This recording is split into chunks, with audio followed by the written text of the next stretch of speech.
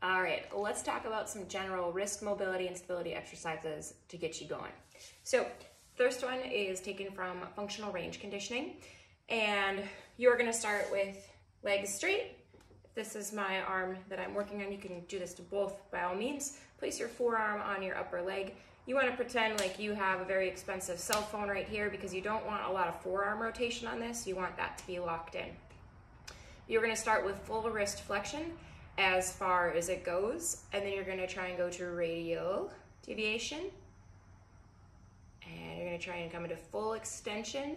Now, if there's ever any pain or like pinch points, think of the old Pac-Man. Just go around the pinch point and then keep going. And I go all the way in ulnar deviation and down. I never want this part to move. Nice and slow and controlled. I'm trying to make essentially the largest circle of that joint possible. So that is the basic functional range conditioning. You can do this as many times as you want throughout your day. Then you're going to flex, you're gonna put your thumb inside, fingers inside. You're going to flex and hold and try and create more wrist flexion, and you can have elbow flexion. And I want you to hold this for 10 to 15 seconds. Then you're gonna go into opposite. You're gonna flare your hands and you're gonna go into wrist extension, however that looks like to you.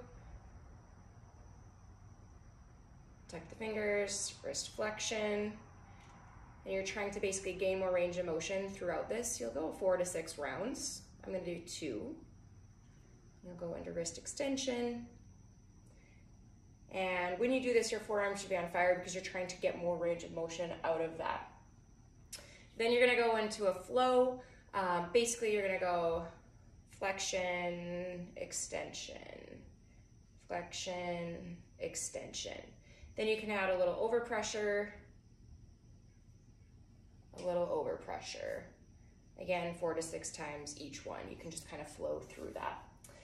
All right, then you can do some wrist mobility. So fold your hands. You can just start with some gentle wrist circles. But then we're gonna do some isometrics. So basically I'm gonna cross my hands, I'm gonna turn one over, we're gonna do the other side too. You're gonna push both palms into each other. Then you're gonna pull both palms away from each other. Then you're gonna try and move your palms in a rotation against each other. And then the other way against each other. Holding for 5 to 15 seconds.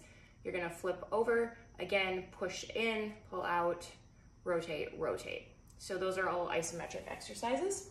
Then moving to the last one for strength would be using some sort of band. It's easiest to be sitting, wrap that around your hand. We're gonna do slow, controlled.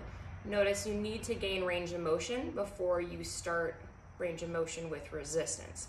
So that's flexion, you can tip it over, and you can work extension, you can work radial deviation.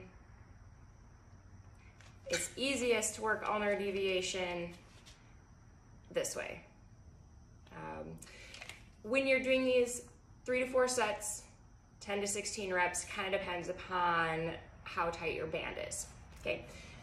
Last thing, because this kind of feels good if a wrist got jammed up, you can do kind of your own self-distraction. So if you take your hand, bring your thumb in, grip that hand, you let this arm relax, you can sort of distract.